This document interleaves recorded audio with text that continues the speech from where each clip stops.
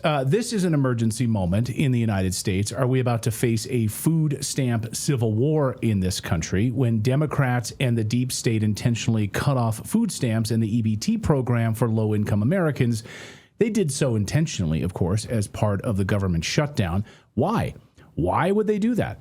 Well, because it's the perfect deep state catalyst to spark a revolution. Come this Saturday, SNAP recipients will not see their November benefits show up in their account that were due, that's of course due to the government shutdown. So those cards will not be filled with food stamp monies. Black women are taking to social media, specifically black women like TikTok, to say that they will rob and kill white people. In fact, one woman says she's going to eat white people tasting that delicious cracker if she doesn't get her food stamps. Watch. I just wanted to come real fast just to make this video, just to make something very, very clear to the white man. Black Americans do not care about your government shutdown, and Black Americans do not care about you taking away our EBT and our government assistance, because Black Americans never depended on the American government to take care of us and feed us, because we never could. We were never able to depend on the government, in spite of what you may say and what you may try to force us to believe. So you can sit back and you can mock, you can laugh, and you can think that you're about to starve us to death. But I'm here to let you know that we are going to eat regardless, even if we have to hunt you animals down and roast and eat you, the delectable crackers and cheese. Okay, I just want to say, I would like to let you know that Black people reduced their own poverty level by 80% before the Civil Rights Act was enacted by LBG, who was a racist. So Black people are more than capable of rising themselves out of poverty without any government assistance. She needs to read her Thomas Sowell. I just want to let her know that. Because it belies actual economics. So the idea that you have always been dependent is not true. I'm sorry you think so little of yourself. Well, if killing and eating white people wasn't... Why does I keep doing that? I'm sorry. Something I don't know. keeps happening with our... I don't know what happens back there. David, maybe you can take care of that. Well, if killing and eating white people wasn't enough, black women, TikTokers, are saying if food stamps are cut off, they're going to steal whatever food they want from people that are using their own money to buy food. Watch. And people are going to start, I'm telling you, this is going to be a thing. People are going to start, instead of stealing groceries from the stores, they're going to start watching people go to their cars. And they're going to take all of their groceries. And you know what the store going to do? Not our problem. Not our business. Okay, so you're encouraging people who buy groceries lawfully with their own money, who work hard and try to provide for their family, just go out and attack those people and steal their food. Okay, because the government won't give you free food or free SNAP benefits. Take those groceries, another girl says. Just go and take those groceries. Watch. If you gotta take those groceries, go ahead and take them. If you gotta walk smooth out the door, just take them. I don't care. I support you. I support that message, and I'm gonna mind my business. Yeah, so just go ahead and do it. It's no big deal. Women also showing online already in preparation for the food stamps. They've already been stealing and going to different grocery stores with trash bags. Just grab, and she says, just use a purse, use a trash bag, go to the store and just grab whatever food you can. She's loaded up on lobster and steaks. Which is hilarious because most people who use food stamps don't buy lobster or steak. They buy cheese balls and cheese puffs and processed food. But anyway, she has a whole bag full of groceries that she stole from the store, and she's encouraging other people to do it.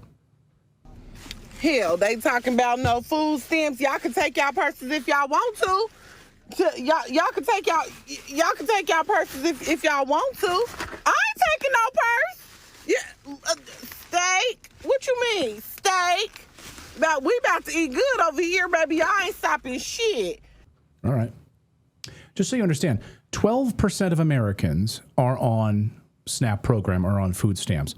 Overwhelmingly, white Americans are on food stamps. The most people who use food stamps are white Americans. That tracks because the highest group of poverty is white. Right. Yeah. So it's interesting then why black men are now taking to Twitter and they're taking to TikTok and they're saying, it's very curious. Why are you not hearing from fit black men Why are you not hearing from white people? Why are you hearing just from black women who are saying go out and steal and loot stores? Listen. So the government is taking away EBT cards. And you know who's not complaining? Black men. I thought we were supposed to be broke. You know, especially fit black men, as one video girl said. I thought we were supposed to be broke. I don't even see white folks complaining since they're supposed to be more on welfare. Where are their videos? I do see one group complaining. Black women. Other black men are calling out this bullshit, and they are pointing out that these people are so upset about their food stamps. It's not about the food. They don't care about the food and the food stamps. They're stealing, or they're selling their food stamps, and they're making they're getting cash then to buy other things. I'm gonna keep it a buck with y'all. Like, the real reason why a lot of people are upset about this whole food stamps, SNAP benefit thing, bro, is because they're selling their food stamps, bro. They're selling them. I'm telling you, they are selling their food stamps, bro. You know how many people in New York and other states right now are going to the corner store, the deli, and they're selling their food stamps, bro? They're selling, that's why they're getting like $4,000, $3,000 in food stamps, and they're selling it for cash. They'll get $4,000 in food stamps, and they'll just take like $1,000 in cash. Yeah. One woman who works at a liquor store made this point. This woman gets it. She agrees with him. She knows these people are selling their food stamps to get cash, and they come in and they buy alcohol with it. She works at a liquor store. She says it every day, and she says life is about to start lifing for some people. Watch. You know how many people I've seen sell food stamps to get their hair done, nails done, their toes done, buy an outfit to go to the club, drugs? A lot. If I've seen it, other people seen it. You know what? That's why people don't give two fucks. I've seen people, women, get a new man. The man got the food stamp. Now, the food stamp is for her and her kids. The man has the food stamp card, and he in the grocery store buying shit that he want. People see that shit. You know what? They don't give two fucks. You know, some kids go to school and get breakfast and lunch, no dinner, because mama and I sold the food stamps for shit that she wanted. Yeah, going to the club, getting her hair done, everything else. And she says life is going to start, these people are going to start experiencing life for the first time. So what's really going on here? Does this benefit Democrats?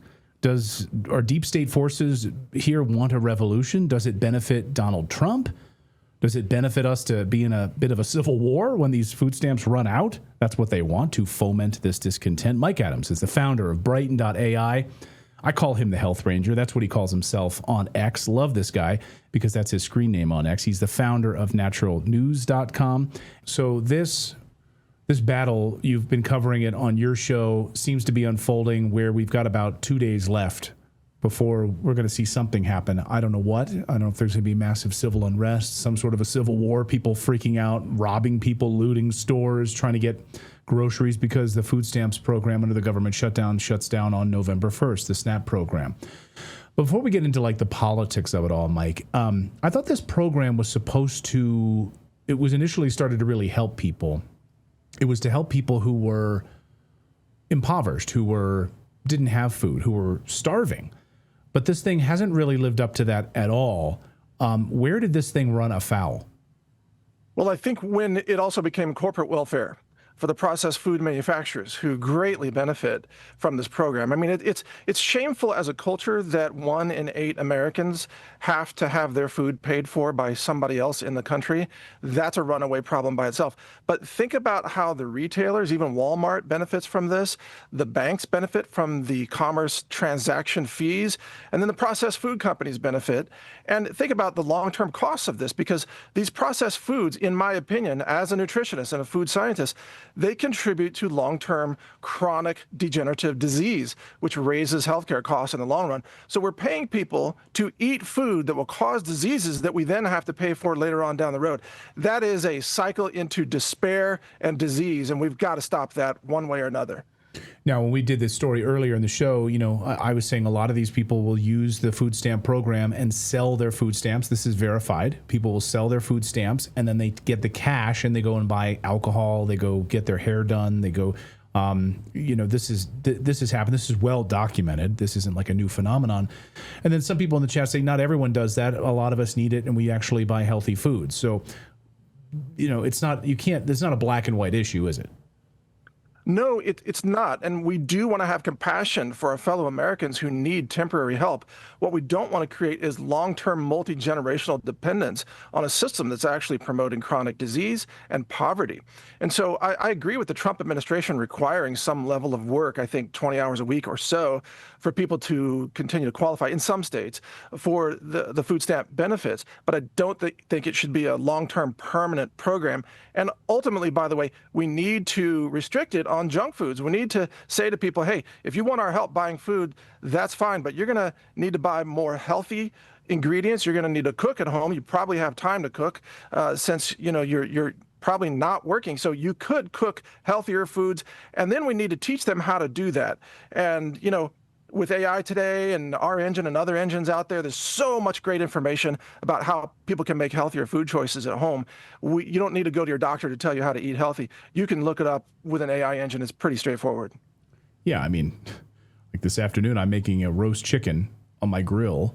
I've only done it once before. I kind of screwed it up, but I'm just using the internet to figure out how to do it properly on the rotisserie, how to get the right spice rub on it, how to put the proper butter. I wanted to kind of create like a Portuguese style, like piri chicken. Like I want to do it. So I'm using the computer to figure that out. I don't have like, Gordon Ramsay showing up at my house and I have to pay him thousands of dollars. Like I can just use AI to figure this out. The great thing about AI is it represents mass decentralization of knowledge that now bypasses censorship. And so people are moving away from Wikipedia, moving over to Grokkipedia, which was built by AI. And Grokkipedia, it's an outstanding achievement. It's profound, actually. People are moving away from Google searches and using either local AI searches or open source models to get information and knowledge. And actually, the answers are better.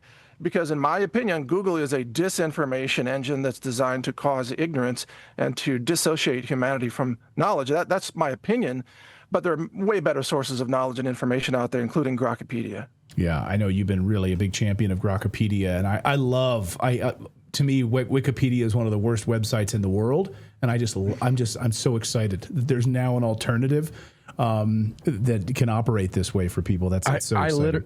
I literally mentioned 9/11 in my video one time, and there's a Wikipedia thing on my YouTube video right today. Yeah, it'll have a little Wikipedia disclaimer at the bottom of your video. Yeah. Yeah. Well, and look, I hope you don't mind, but even our own AI engine was trained on some of your interviews that were curated and selected because of the people you interviewed, mostly on geopolitics, Colonel McGregor and others like that. But you see, we no longer need permission from big tech in order to speak to each other and to encapsulate human knowledge and to share it for free. So this is a revolution, actually. This reminds me of the early days of the internet.